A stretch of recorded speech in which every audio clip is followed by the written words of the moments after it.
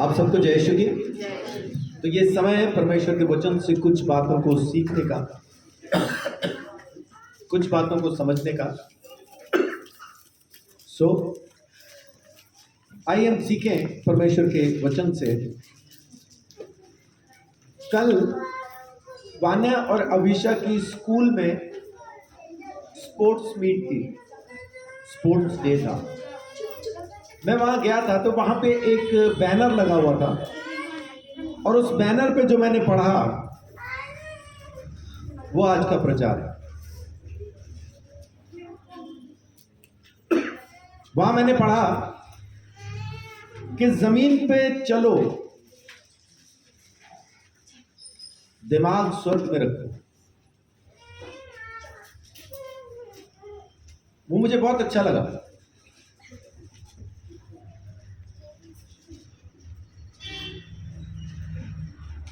कि हम चल तो जमीन पे रहे हैं लेकिन हमारी सोच स्वर्ग में रहनी चाहिए।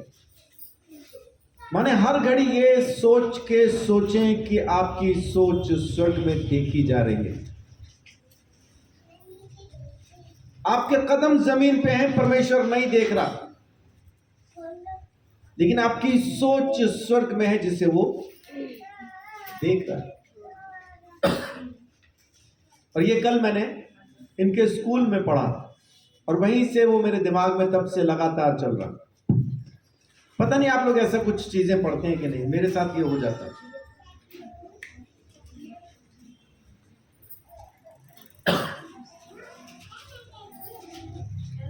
तो आज इसी बात पे हम देखते हैं कि परमेश्वर का वचन क्या कहता है।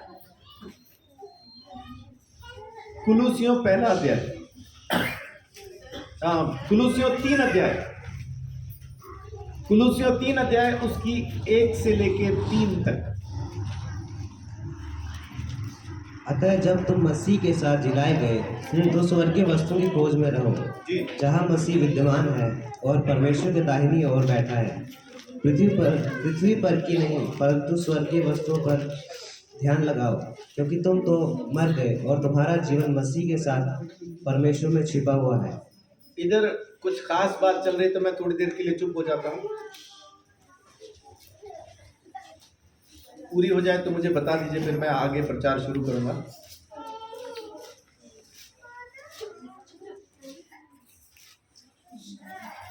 हो गई, चलिए प्रभु का धन्यवाद।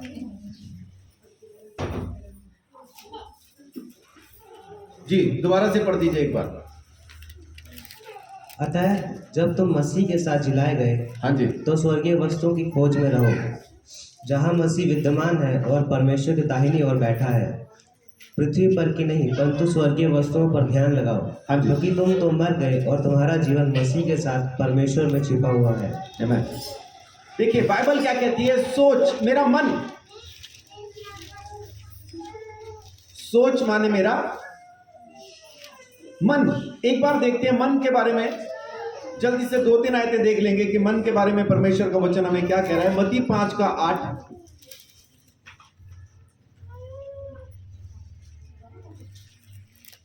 मत्ती 5:8। धन्य है वे जिनके मन शुद्ध है, क्योंकि वे परमेश्वर को देखेंगे। हाँ जी, पहली चीज क्या बता रहा है परमेश्वर का वचन कि धन्य है वे क्योंकि वो परमेश्वर को देखेंगे। और कारण क्या है कि उनके मन, उनकी सोच शुद्ध है। जहां कहीं आपको मन शब्द दिखाई दे बाइबल में, मन, हृदय, विचार जहां कहीं दिखाई दे तो समझ लें कि आपकी सोच के बारे में परमेश्वर का वचन बात कर रहा है। जिनके मन, जिनकी सोच शुद्ध है परमेश्वर को देखेंगे। 6:23,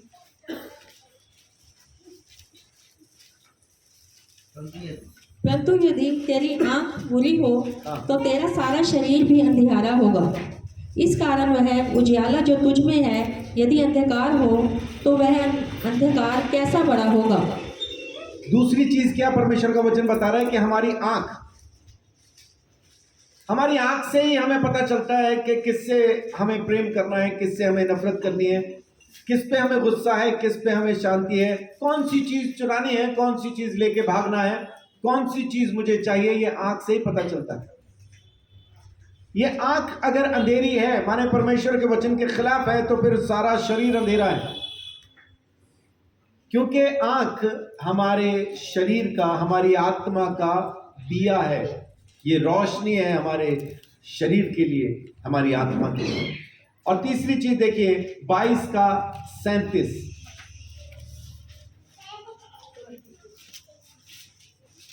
उसने उससे कहा, तू परमेश्वर अपने प्रभु से अपने सारे मन और अपने सारे प्राण और अपनी सारी बुद्धि के साथ प्रेम रख। जी, मुझे सारी बुद्धि से अपने परमेश्वर से प्रेम रखना है।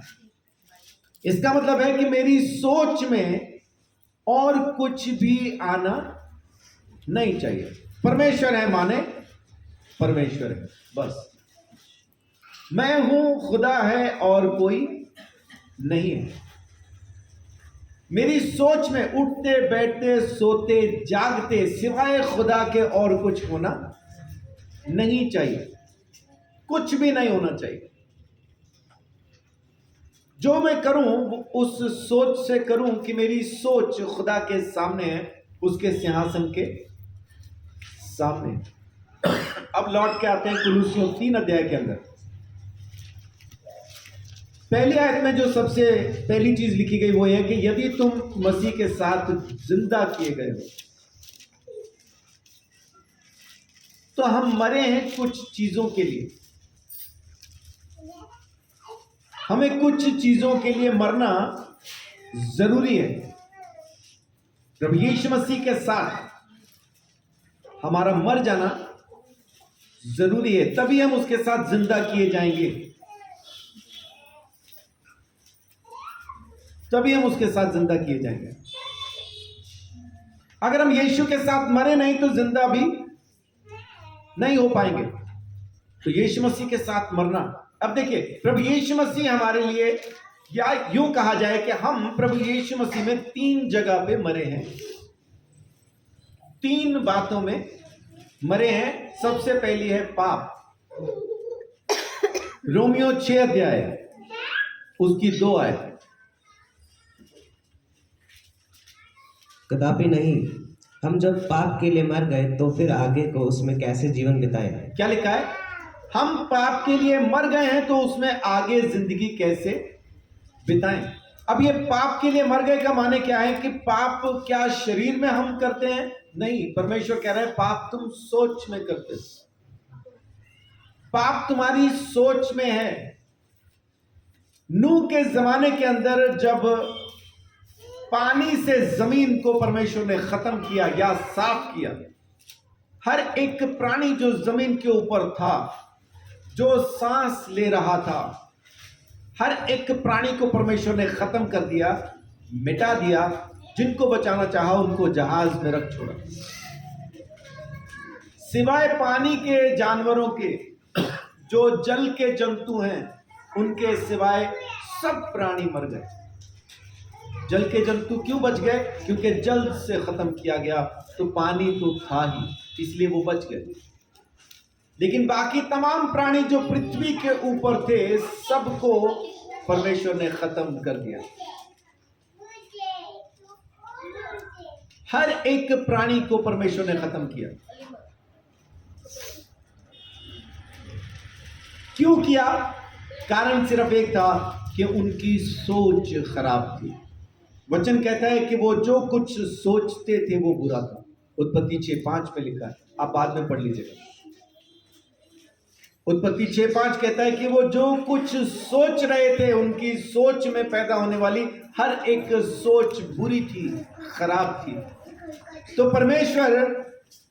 परमेश्वर ये नहीं कह रहा कि तुम जो शरीर में कर रहे हो मैं उसको देख रहा हूं। परमेश्वर कह रहा है तुम जो सोच में कर रहे हो मैं उसे देख रहा हूं।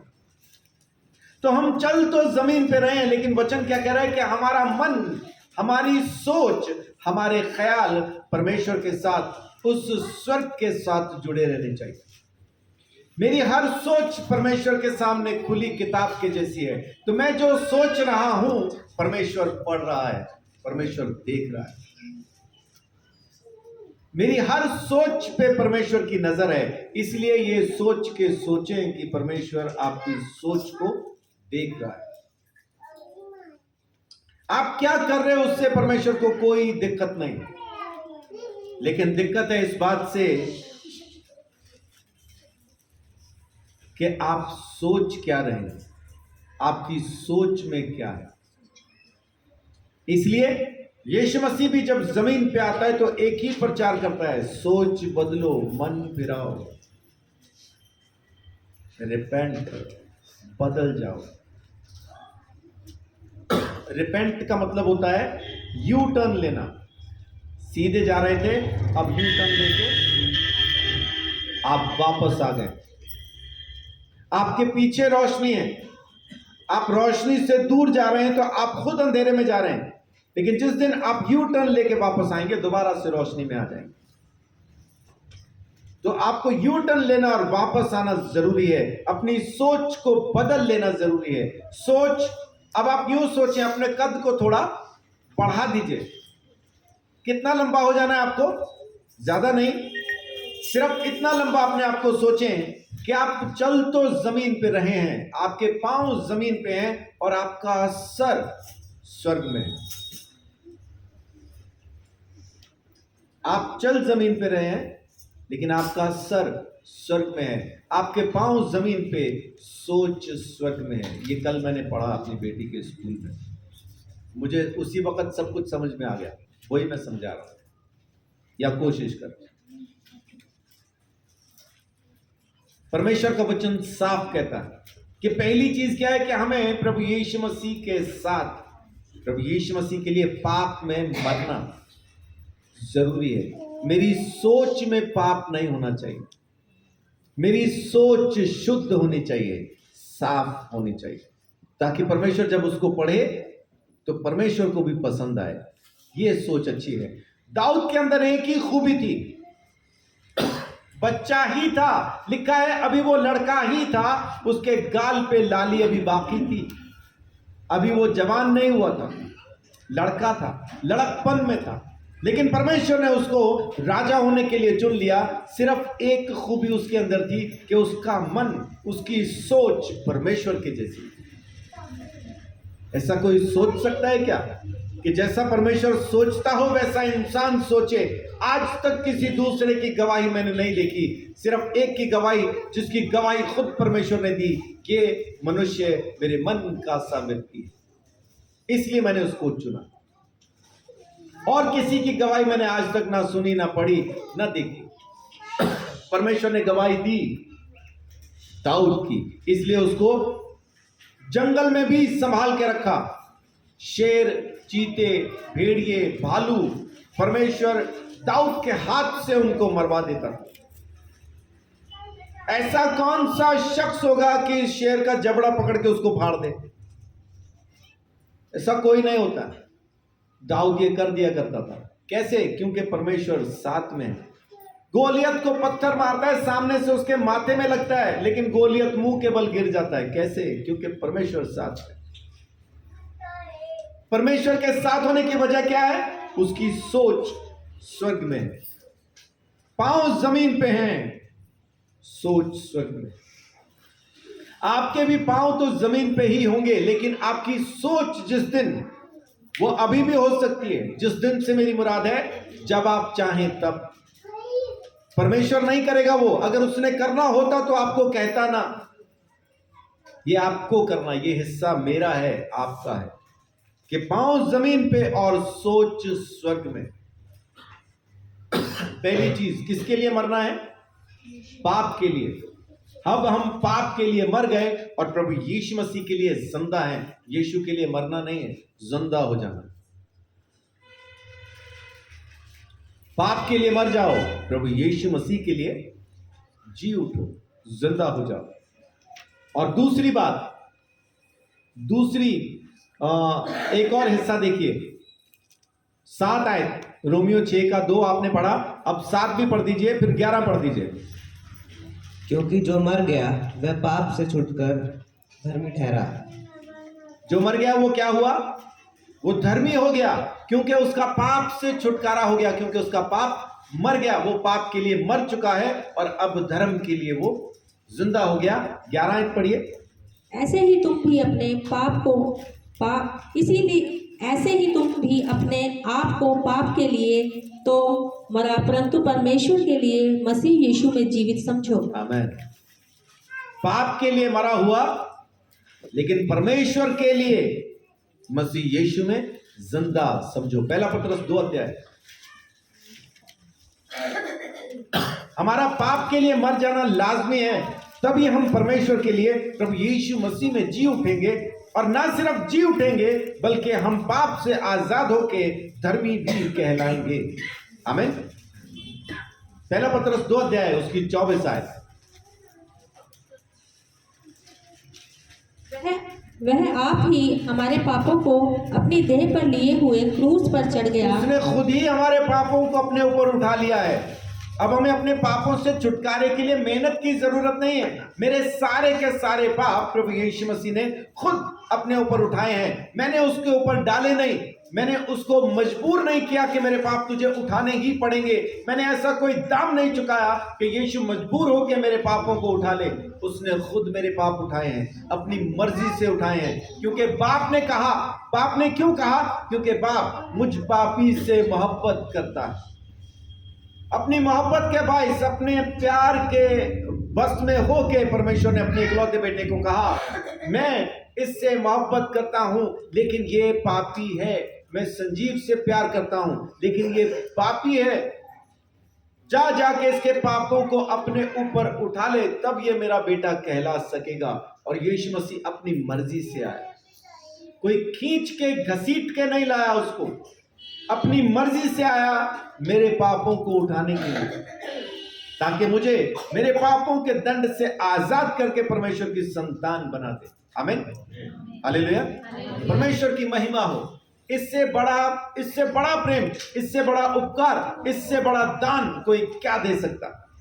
परमेश्वर ने अपना इकलौता बेटा मुझ पापी के लिए दान दे दिया, बलिदान दे दिया, ताकि मैं प्रभु यीशु मसीह में होके परमेश्वर की धार्मिकता बन जाऊं। जी, वो आप ही हमारे पापों को उठा के क्रूस पे चढ़ गया, जिससे हम पापों के लिए मरकर धार्मिकता के लिए जीवन बिताएं। आमीन।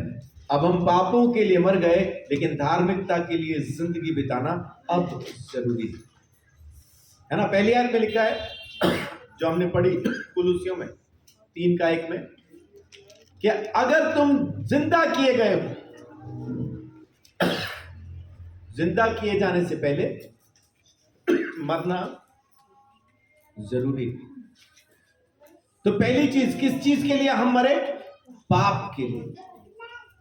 पाप के लिए मर जाना जरूरी है, क्योंकि पाप से, जो पाप के लिए मर गया वो पाप से आजाद हो गया, धर्मी बन गया। और प्रभु यीशु मसीह ने उसके सारे पापों को अपने ऊपर उठा के उसे अपनी धार्मिकता दी है। और अब हम जो जिंदा हैं तो परमेश्वर के लिए जिए, प्रभु यीशु मसीह में हो। आमीन। दूसरी चीज, हम कहां, किस चीज के लिए मरे? रोमियो 7:4, ये दूसरी चीज है जिसके लिए हम मरते हैं।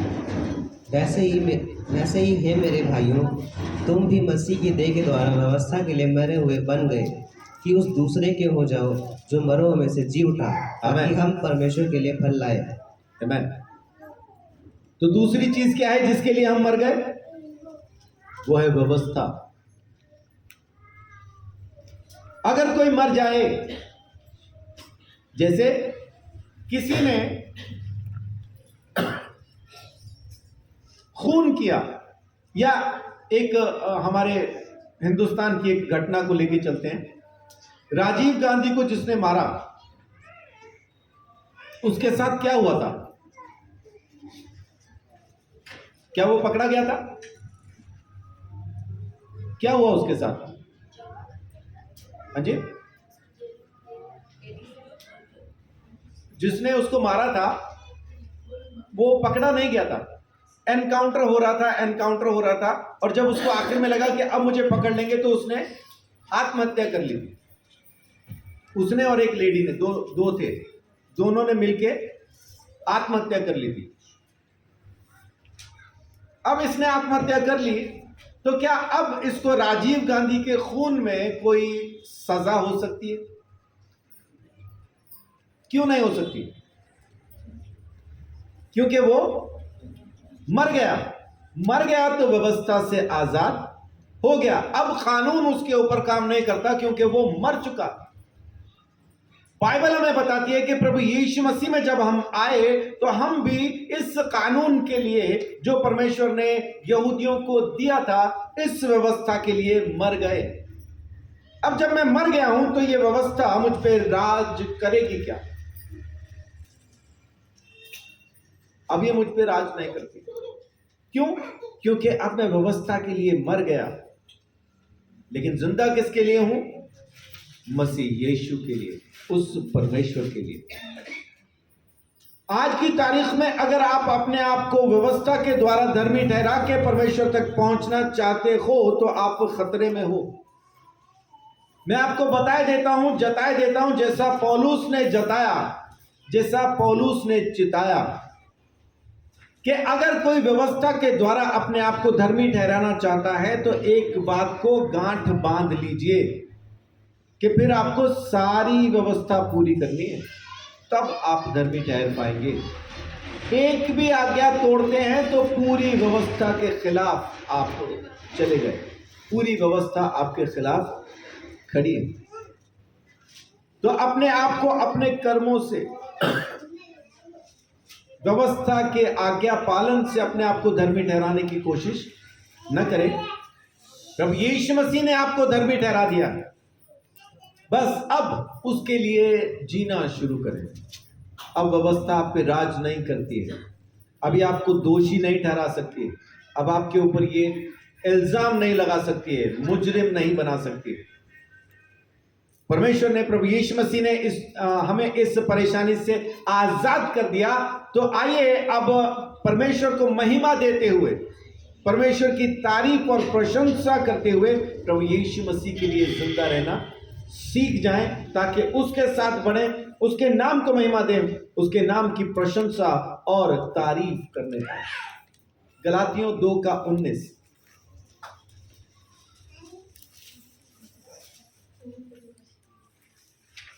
मैं तो व्यवस्था के द्वारा व्यवस्था के लिए मर गया। कैसे मरा?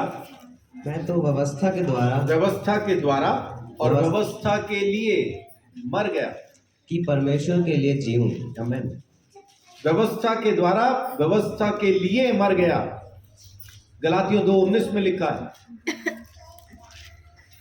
मरा भी किसके द्वारा? व्यवस्था के द्वारा। और किसके लिए मरा? व्यवस्था के लिए। व्यवस्था के द्वारा कैसे मरे हम?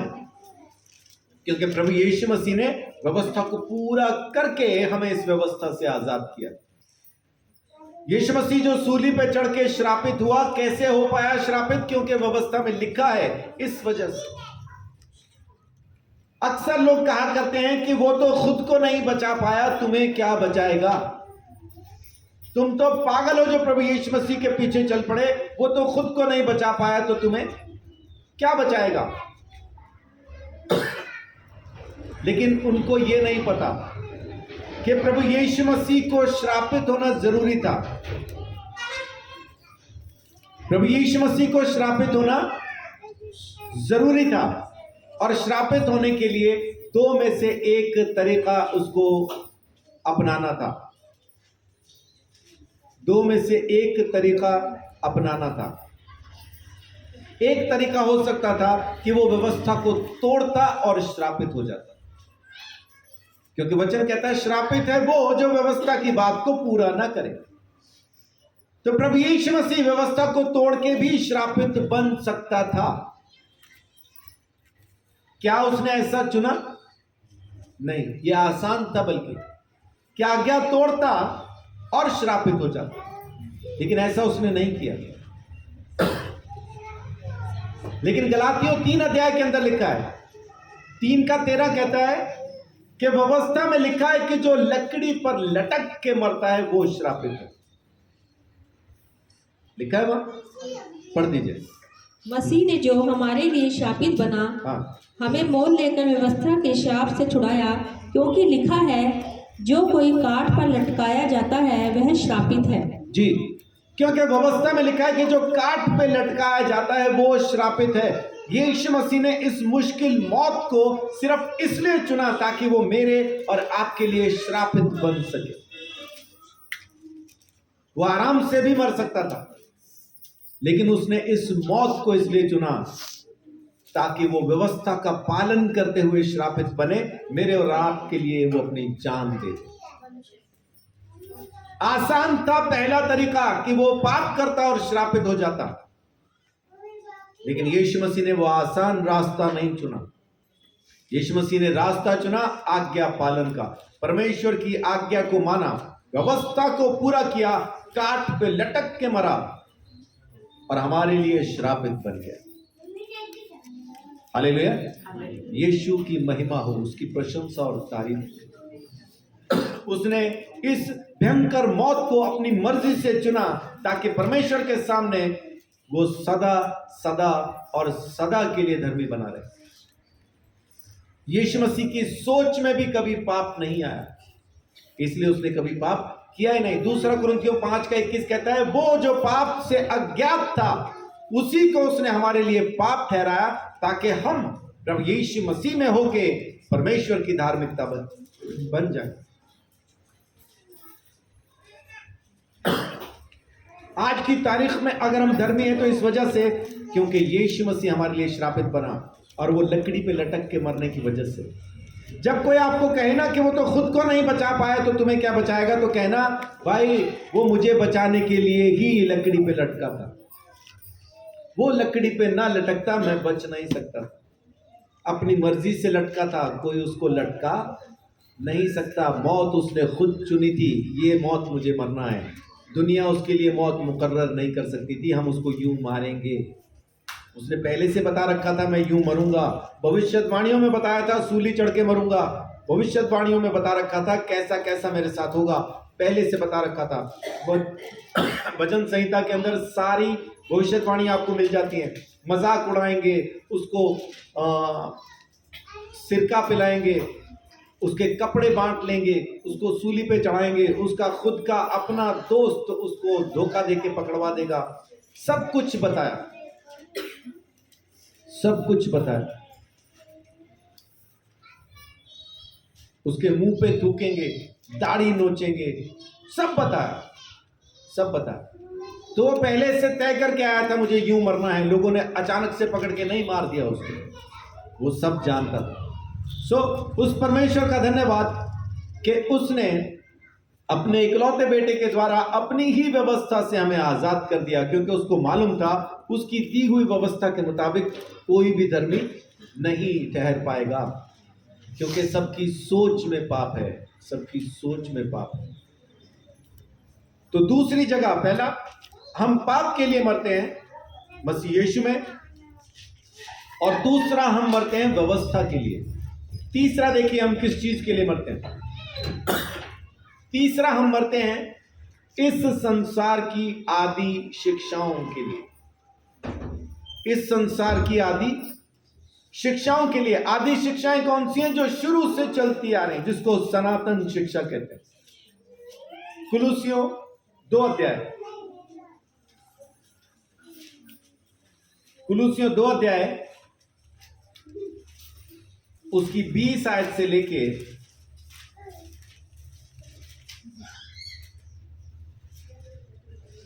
23 तक पढ़िए।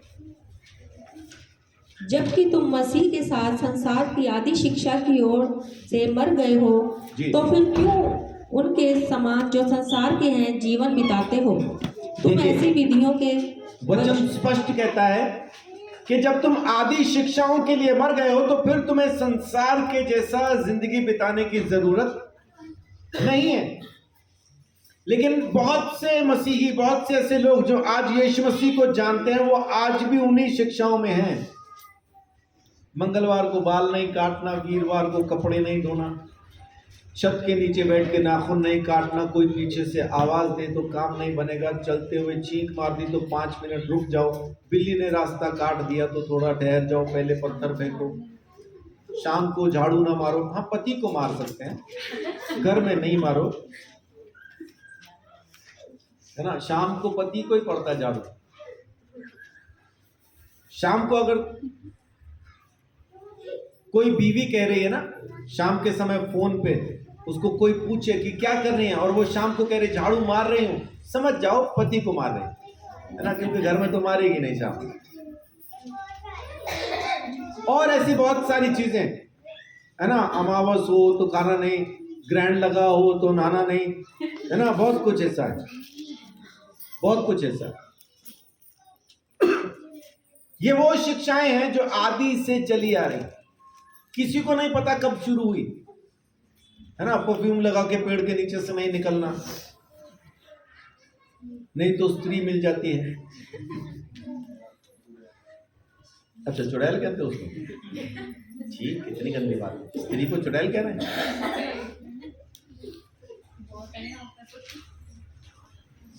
जी, ये सब आदि शिक्षाएं, ये सब आदि शिक्षाएं हम आज भी इनमें जी रहे हैं। और आज भी बहुत सारे तीज त्योहार हम इसीलिए मना रहे हैं क्योंकि सब मनाते हैं। मैं एक बार एक गांव में था, दिवाली के नजदीक कोई एक त्योहार आता है जिसमें दीवार के ऊपर गोबर और मिट्टी से कुछ बनाते हैं।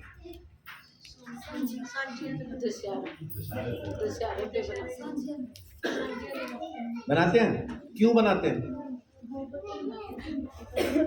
सब बनाते हैं, पता है नहीं किसी को क्यों बनाते हैं।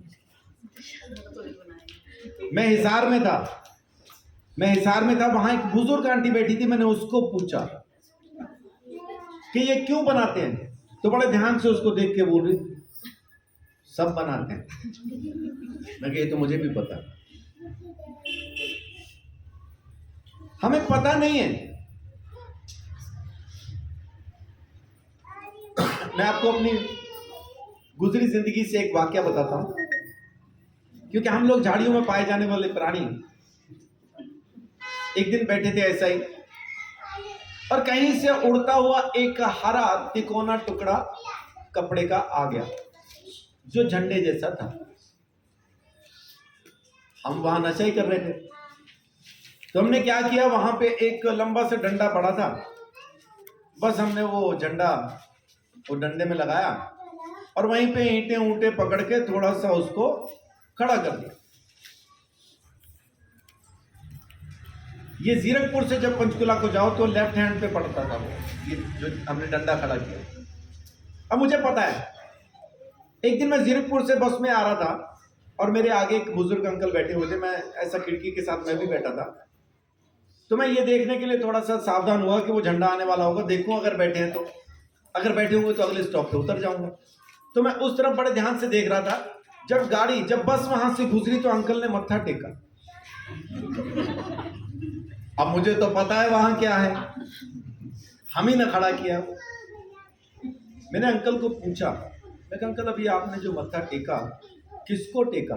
कह रहे कोई तो पूजा का स्थल होगा।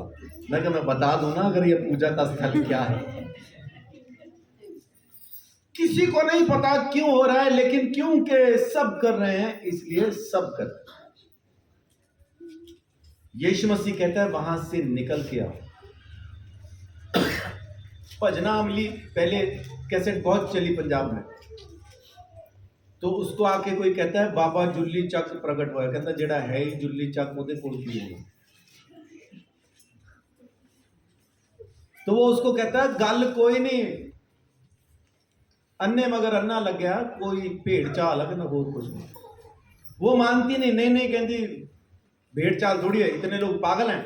कहता अच्छा जो मैं करूं ना मेरे पीछे तू भी करी, बस फे देखी क्या। अच्छा तो अब क्या किया इसने, एक गधा लिया, गधे को ले गया, भीड़ में बाबा के आगे खड़ा किया, उस गधे के पीठ से इसने 2 बाल उखाड़े, बाबा को मत्था टेका, साइड में बैठ गया। अब इसने कहा था जो मैं करूं तू भी करना, तो वो भी आई इसके पीछे आई, उसने भी 2 बाल उखाड़े, माथा टेका, साइड में बैठ गई। आधे घंटे बाद तो लोगों ने गधा आलू की तरह छील दिया, क्योंकि सबको लगा यही करना। यह है आदि शिक्षा। आपको पता नहीं है क्यों कर रहे हैं, लेकिन कर रहे हैं। हम अब उसके लिए मर गए हैं, अब हमें उसको करने की जरूरत नहीं है।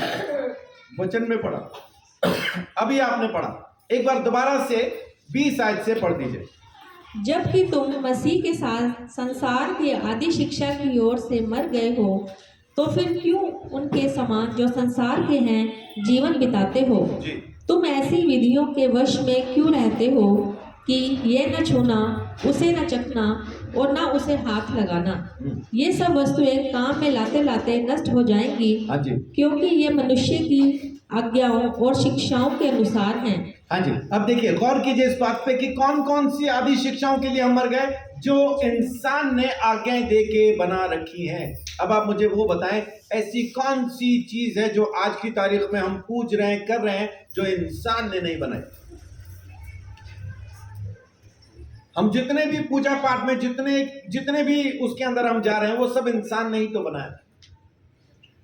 परमेश्वर ने इनमें से कुछ नहीं बनाया, तो तुम उसके पीछे क्यों चलते हो? आगे लिखा है, इन विधियों में अपनी इच्छा के अनुसार गढ़ी हुई भक्ति की रीति और देखिए ये दोबारा से पढ़िए तो।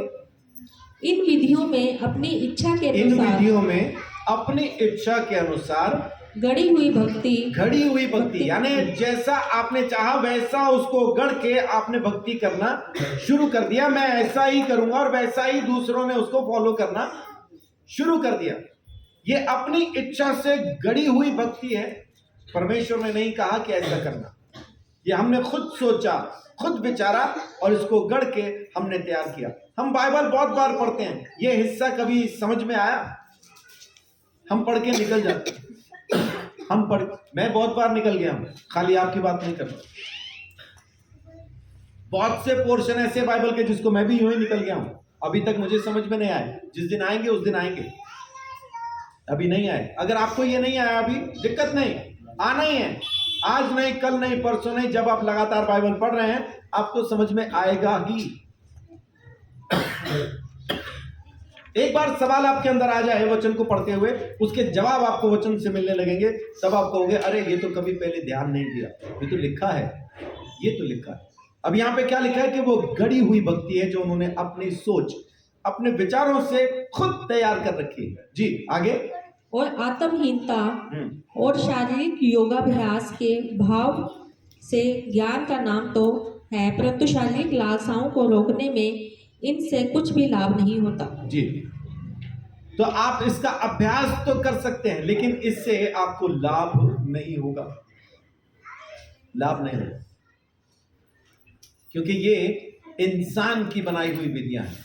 यीशु मसीह में जब हम आए तो हम इन 3 चीजों के लिए मर गए। पहला पाप के लिए, दूसरा व्यवस्था के लिए और तीसरा इन आदि शिक्षाओं के लिए। इन 3 चीजों के लिए हम मर गए हैं। लेकिन अब खोज किस चीज की करनी है? कुलुसियों 3:2 में देखिए क्या लिखा है, पृथ्वी पर की नहीं परंतु स्वर्गीय वस्तुओं पर ध्यान लगाओ। कौन सी चीजों की खोज करनी है? स्वर्ग की चीजों की। पृथ्वी पर नहीं ध्यान लगाओ। पृथ्वी पर आपके पांव हैं। हम में से कौन है जो चलते समय अपने पांवों को ही देख के चलता है और सामने नहीं देखता? अगर आप सिर्फ पांव को देख के चल रहे हैं तो खंबे में टकराने वाले ही हैं, या सामने से जो आ रहा है उसमें आपकी टक्कर होना ही है, क्योंकि आप सिर्फ अपने पांव देख के चल रहे हैं। पांव देख के कोई नहीं चलता। हाँ, आपका ध्यान होता है ऊपर नीचे जरूर, लेकिन आप अपने पांव पे ध्यान देके नहीं चलते हैं, आप सामने ध्यान देके चल रहे हैं।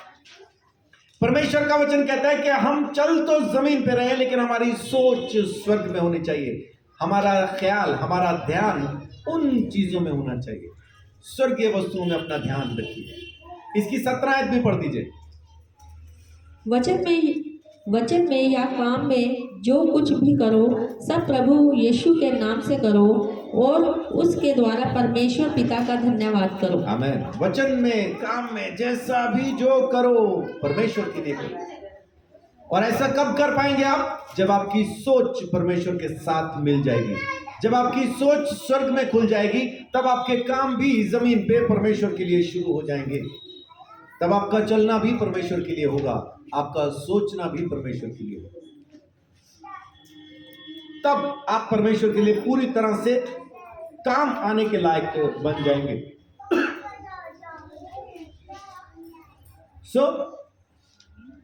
अब जब हम उसमें मर गए हैं तो जिंदा होना भी हमारे लिए जरूरी है, जी उठना भी जरूरी है, ताकि हम जिंदा हो जाएं, हम जी उठें और परमेश्वर की महिमा करना शुरू करें। तो अब मरे हैं तो जीवन कहां है?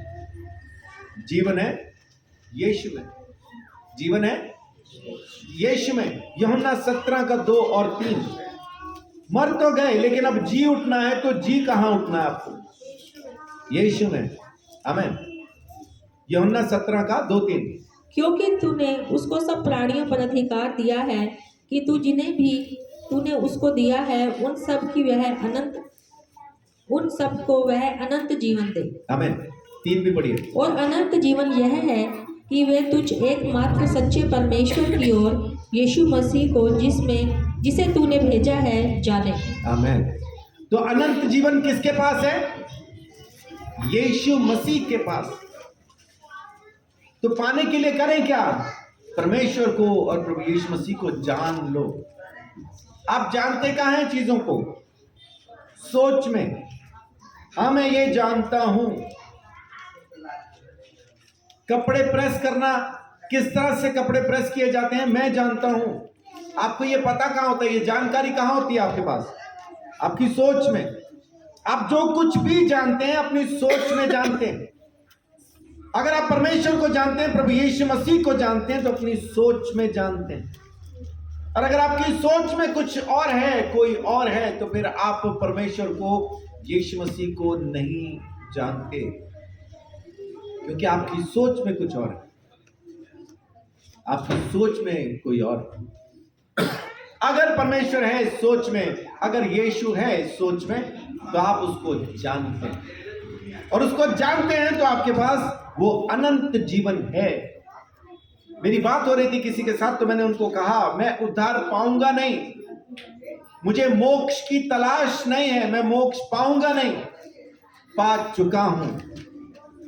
मैं उद्धार में जी रहा हूं, मोक्ष प्राप्त कर चुका हूं, सिर्फ शरीर का छोड़ना बाकी है, बाकी अपने खुदा से मैं मिल चुका। आमीन।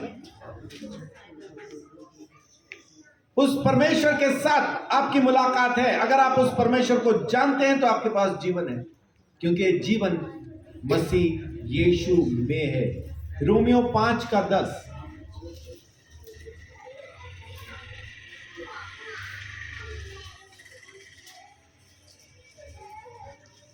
क्योंकि बैरी होने की दशा में उसके पुत्र की मृत्यु के द्वारा हमारा मेल परमेश्वर के साथ हुआ, तो फिर मेल हो जाने पर उसके जीवन के कारण हम उद्धार क्यों ना पाएं? आमीन। जब हमारा मेल परमेश्वर के साथ हो गया, तो प्रभु यीशु मसीह के जीवन के द्वारा हम उद्धार क्यों ना पाएंगे? रोमियो 5:10 स्पष्ट कहता है कि प्रभु यीशु के लहू की वजह से हमारा मेल खुदा से हुआ, तो यीशु मसीह के जीवन की वजह से हम उद्धार भी पाएंगे। आमीन। रोमियो 5:10 कहता है। और पढ़िए, पहला यूहन्ना 5 अध्याय 11 से लेकर 13 तक। पहला यूहन्ना 5 का 11 से 13। और वह गवाही यह है कि परमेश्वर ने हमें अनंत जीवन दिया है, और यह जीवन उसके पुत्र में है। जिसके पास पुत्र है उसके पास जीवन है, और जिसके पास परमेश्वर का पुत्र नहीं उसके पास जीवन नहीं। जी, स्पष्ट बात क्या है कि जीवन यीशु में है।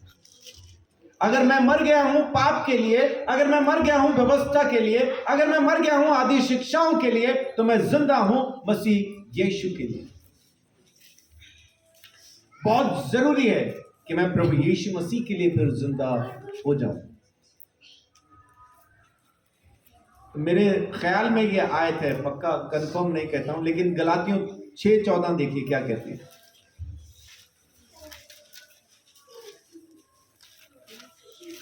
पर ऐसा ना हो कि मैं अन्य किसी बात का घमंड करूं, केवल हमारे प्रभु यीशु मसीह के क्रूस का, जिसके द्वारा मेरी दृष्टि में और मैं संसार की दृष्टि में क्रूस पर चढ़ाया गया हूं।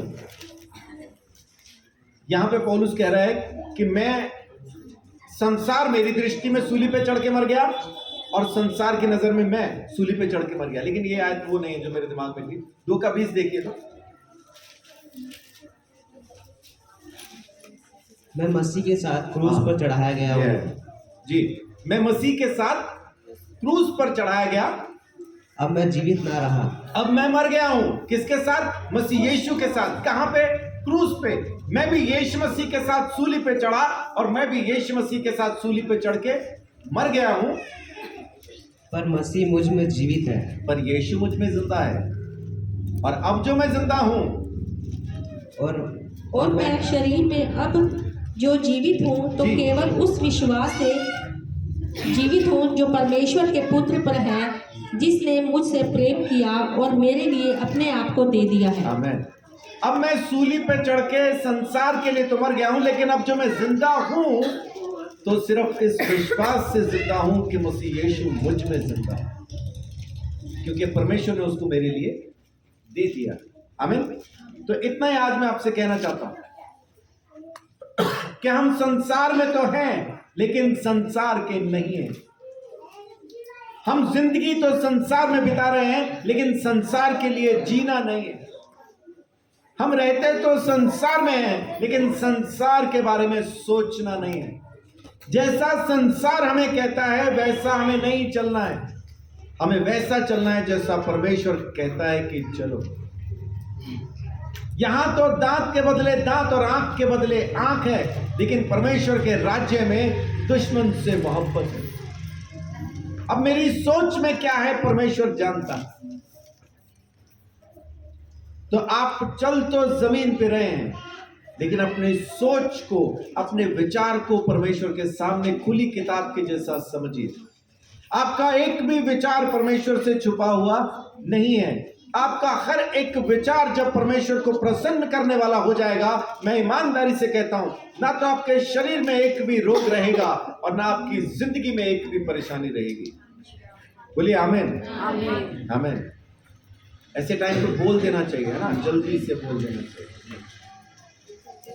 फिर से कहता हूं, जब आपकी सोच परमेश्वर को पसंद आ जाएगी, आपके काम नहीं, काम से परमेश्वर को कोई लेन देन नहीं। आप क्या कर रहे क्या नहीं कर रहे उससे कोई वास्ता नहीं। आपकी सोच जब परमेश्वर को पसंद आ जाएगी, आपके शरीर के अंदर से हर एक बीमारी खत्म हो जाएगी और आपकी जिंदगी से हर एक परेशानी खत्म हो जाएगी। आमीन। इस बार तैयार थे आप? अपनी सोच को स्वर्ग में पहुंचाओ। परमेश्वर ने हर एक चीज आपके लिए रख छोड़ी है, लेकिन रखी स्वर्ग में। इफिसियों 1:3।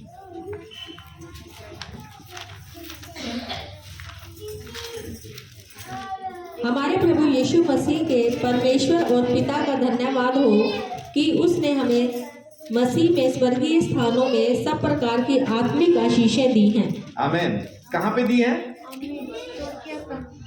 स्वर्गीय स्थानों में हर तरह की आशीष रखी है, हर तरह की। जो आपको चाहिए it is available, free of cost.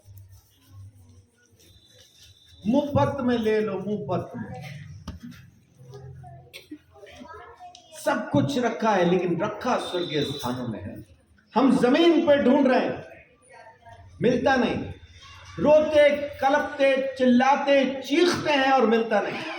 क्यों? क्योंकि जमीन पर ढूंढ रहे हैं, जमीन की चीजें ढूंढ रहे हैं। परमेश्वर कहता है, स्वर्ग में सोच, सब कुछ मिलेगा। आमीन। दूसरा पत्रस 1 अध्याय उसकी 3 आयत, ये मेरा लिखा हुआ नहीं है। क्योंकि उसकी ईश्वरीय सामर्थ्य ने सब कुछ जो जीवन और भक्ति के संबंध रखता है, हमें उसी की पहचान के द्वारा दिया है, जिसने हमें अपनी ही महिमा और सद्गुण के अनुसार बुलाया है। आमीन। देखिए वचन स्पष्ट कहता है, क्योंकि उसकी ईश्वरीय सामर्थ्य ने सब कुछ जो जीवन और भक्ति से संबंध रखता है। आपकी भक्ति से संबंध रखने वाली चीजें भी स्वर्गीय स्थान में पड़ी हैं। आपकी जिंदगी से संबंध रखने वाली चीजें भी स्वर्गीय स्थान में पड़ी हैं। क्या लिखा है? क्योंकि उसकी ईश्वरीय सामर्थ्य ने सब कुछ जो जीवन और भक्ति से संबंध रखता है हमें उसी की पहचान के द्वारा दिया है। हमें सब कुछ दे दिया है। अब वो उससे मांगने की जरूरत नहीं है। सिर्फ एक चीज कीजिए, उसके राज्य और धर्म की खोज कीजिए। और ये खोजना कहां पे? आपको अपनी सोच में। उसका राज्य आपकी सोच में होना चाहिए, उसका धर्म आपकी सोच में होना चाहिए। बाकी जमीन की हर एक चीज आपके कदमों में अगर ना मिल जाए तो मुझे बोलो। तो अपनी सोच को परमेश्वर के साथ जोड़िए, अपनी सोच को परमेश्वर के सामने खोल दीजिए। वो आपकी सोच को वैसे भी तो जानता है। तो ये सोच के सोचना शुरू कीजिए कि वो मेरी सोच को देख रहा है, मेरे अंदर क्या चल रहा है वो ये जानता है। आपकी हर एक सोच को वो पढ़ता है, आपकी हर एक सोच को वो जानता है, आपकी हर एक सोच को वो तौलेगा, आपकी हर एक बात का वो आपको प्रतिफल देगा। आमीन। बाइबल झूठ नहीं कहती कि जबान के वश में सब कुछ है, और जबान से वो निकलता है जो आपकी सोच में है। और वचन कहता है जो इसका इस्तेमाल करना जानता हो वो इसका प्रतिफल पाएगा, क्योंकि जिंदगी और मौत दोनों जबान के काबू में है। तो अपनी सोच और जबान को परमेश्वर के साथ जोड़ दीजिए, और फिर आप जो कहेंगे उसको होने से कोई नहीं रोक सकता। आपको जो चाहिए परमेश्वर आपको घर पे ला के देगा। आमीन। प्रभु आप सबको बहुत आशीष, बड़ी बरकत।